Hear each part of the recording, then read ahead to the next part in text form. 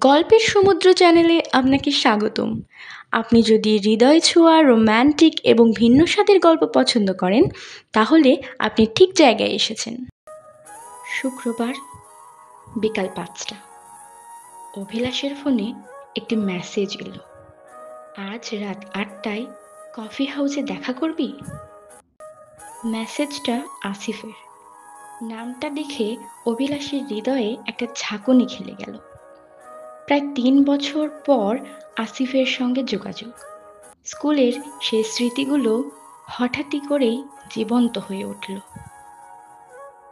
Coffee হাউসে সেই পরিচিত কোণায় আসিফ বসেছিল, চেহারায় সময়ের ছাপ স্পষ্ট। অভিলাষের দিকে তাকিয়ে হাসল। ভালো আছিস? হ্যাঁ, আর তুই?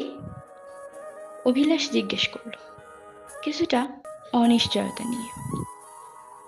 জীবন চলে যাচ্ছে, আসিফ বলল, কফির কাপে চুমুক দিতে দিতে। কথায় কথায় তারা স্কুলের দিনগুলোতে ফিরে গেল। আসিফ আর অভিলাষ দুজনেই ছিল একে অপরের ছায়া সঙ্গী। কিন্তু কলেজে ভর্তির পর ধীরে ধীরে দূরত্ব তৈরি হয়। আসিফ ঢাকায় চলে যায় ব্যবসায়িক পড়াশোনার জন্য, আর অভিলাষ থেকে যায় শহরেই, মেডিকেলে ভর্তি হয়।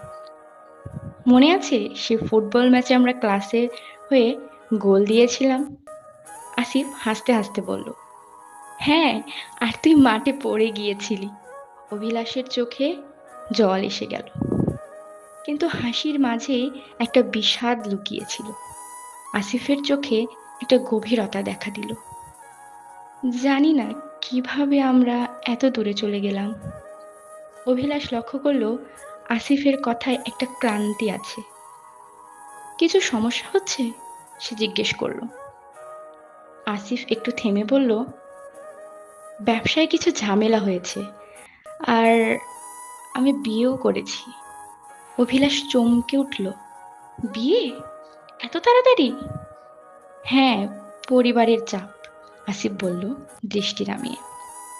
অভিলাষ বুঝতে পারল আসিফের জীবনে অনেক কিছুই বদলে গেছে। সেও নিজেও মেডিকেলের চাপে ক্লান্ত। দুজনের মাঝে একটা অদৃশ্য দেয়াল তৈরি হয়ে গিয়েছিল, সময়, দায়িত্ব আর ভিন্ন পথের ফলস্বরূপ। কিন্তু সেই রাতের আলাপ তাদের মধ্যে নতুন করে সেতুবন্ধন তৈরি করলো। তারা প্রতিদিন কথা বলতে শুরু করলো। পুরনো বন্ধুত্বটা আস্তে আস্তে ফিরে এলো।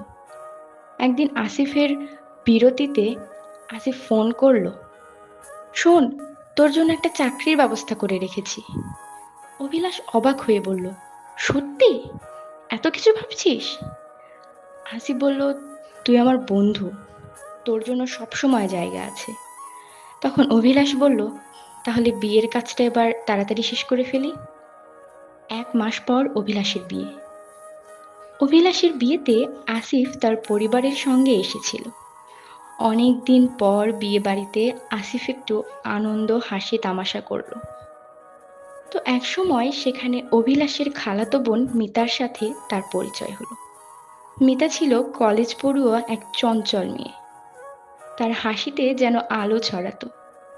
আসিফের চোখে পড়তেই সে মুগ্ধ হয়ে গেল। আসিফ মিতার ফোন নাম্বারটা ব্যবস্থা করে পরের দিন রাতে কল করল। তুমি আসিফ না, অভিলাষ ভাইয়ের বন্ধু? মিতা ফোনে জিজ্ঞেস করল। হ্যাঁ, আর তুমি সেই মিতা যে গান গেয়ে সবাইকে মাতিয়েছিলে? আসিফ হেসে উত্তর দিল। এভাবেই তাদের আলাপচারিতা ধীরে ধীরে প্রেমের রূপ নিল।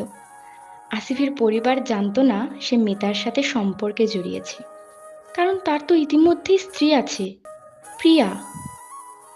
প্রিয়া ছিল শান্ত, সংসারী মেয়ে, কিন্তু আসিফের মন পড়ে থাকতো মিতার দিকে। একদিন প্রিয়া ফোনে মিতার সাথে আসিফের কথা শুনে ফেলল। সে ভেঙে পড়ল। তুমি কি আমাকে আর ভালোবাসো না? আসিফ উত্তেজিত হয়ে বলল, তুমি অত হিসাব নিকাশ করে ফেলো না। কিছুদিন পর এক রাতে আসিফের মোবাইলটা নিয়ে মেসেঞ্জার চেক করলো প্রিয়া, আর প্রিয়া যা দেখলো তা মুহূর্তেই প্রিয়ার মাথায় আকাশ ভেঙে পড়ল। তারা দুজন একে অপরের নগ্ন ছবি আদান প্রদান করেছে।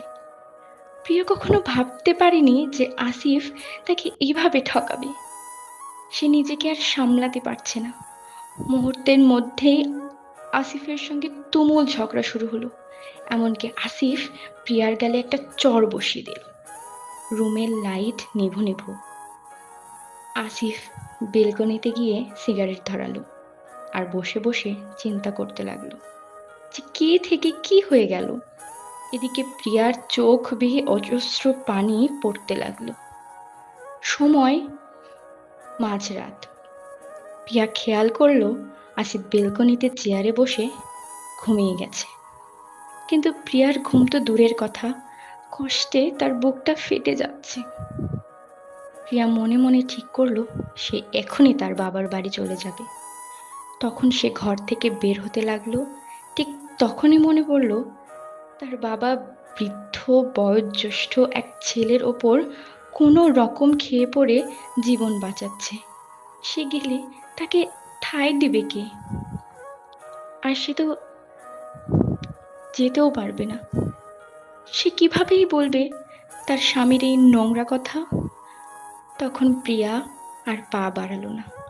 দরজাটা বন্ধ করে ড্রয়িং রুমে এসে ফ্যানের হুকের সাথে ওড়না লাগিয়ে তার জীবনের শেষ নিঃশ্বাস ত্যাগ করল। আজকের গল্প এখানেই শেষ।